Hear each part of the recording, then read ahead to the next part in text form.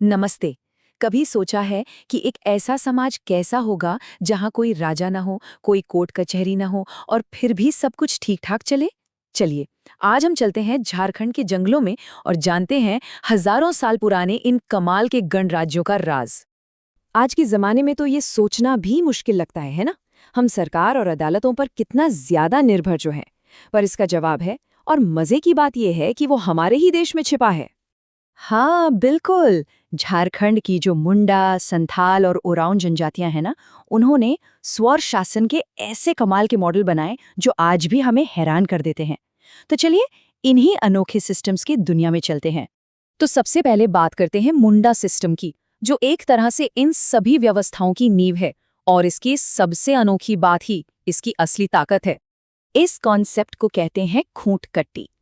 इसका सीधा सा मतलब है कि जमीन किसी एक इंसान की नहीं, बल्कि पूरे कबीले की है। जिस खानदान ने जंगल साफ करके गांव बसाया, उस पूरे वंश का उस पर हक है। यही सोच उनके पूरे समाज का, उनके पूरे सिस्टम का आधार थी। और इसी सोच के आधार पर उन्होंने एक 3 लेवल का सिस्टम बनाया। सबसे नीचे गांव, जिसे हातू कहते थे। फिर कुछ गांवों को मिलाकर बनती थी पट्टी, और इन सबके ऊपर था पढ़ा। और सबसे कमाल की बात, असली पावर गांव के हाथ में थी, किसी एक राजा के हाथ में नहीं। सवाल ये है कि इसे चलाता कौन था। देखिए, गांव में एडमिनिस्ट्रेशन के लिए थे मुंडा, और पूजा पाठ यानी धार्मिक कामों के लिए पाहन, और इन सबके ऊपर पढ़ा राजा। और दिलचस्प बात यह है कि एडमिनिस्ट्रेशन और धर्म के काम दोनों को बिल्कुल अलग अलग रखा गया था। और यहीं छिपा है सबसे बड़ा सीक्रेट।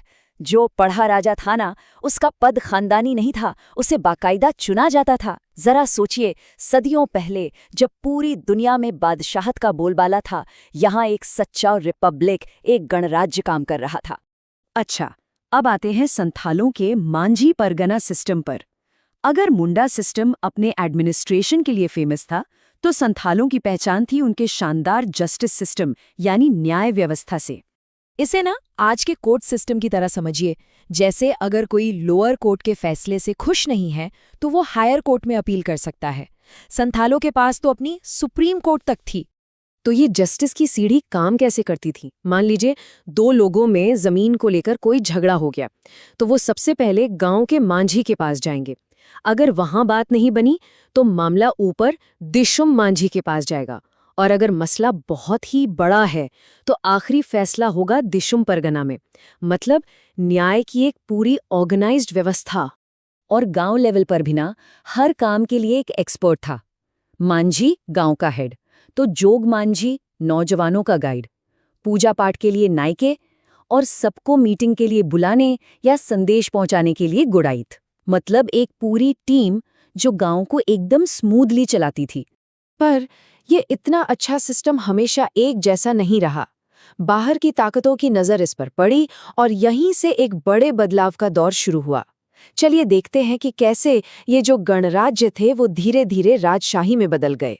इस बदलाव को समझने के लिए ना, मुंडा और नागवंशी सिस्टम को आमने सामने रखकर देखते हैं। एक तरफ थी चुनाव वाली लीडरशिप, दूसरी तरफ खानदानी राज।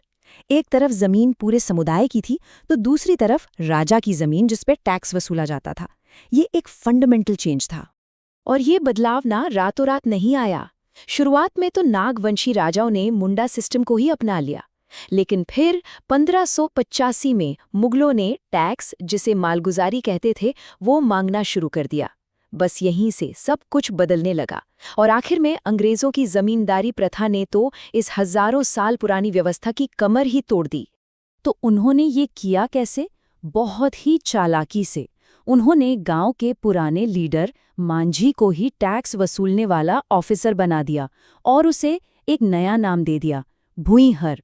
मतलब स्ट्रक्चर तो वही रहा, बस उसका मकसद बदल गया, लोगों की सेवा से टैक्स की वसूली तक। तो क्या इसका मतलब ये है कि ये कहानी यहीं खत्म हो जाती है? नहीं, बिल्कुल नहीं। भले ही ये सिस्टम्स बदल गए, लेकिन इनके जो सिद्धांत हैं वो आज भी जिंदा हैं और हमें बहुत कुछ सिखा सकते हैं। इनकी ताकत असल में 4 बातों में थी। पहली, असली पावर लोगों के हाथ में थी। दूसरी, न्याय का मतलब सजा देना नहीं, बल्कि सुलह कराना था। तीसरी, लीडर चुना जाता था, किसी पर थोपा नहीं जाता था। और चौथी, एडमिनिस्ट्रेशन और धर्म के काम बिल्कुल अलग-अलग थे। सोचिए, आज भी एक अच्छे समाज के लिए ये बातें कितनी जरूरी हैं। तो आखिर में सवाल यही है, आज की दुनिया में जहां पावर एक जगह सिमटती जा रही है और कम्युनिटीज टूट रही हैं, क्या इन समस्याओं का हल इन प्राचीन गणराज्यों के सिद्धांतों में छुपा हो सकता है? इस पर जरूर सोचिएगा। देखने के लिए धन्यवाद।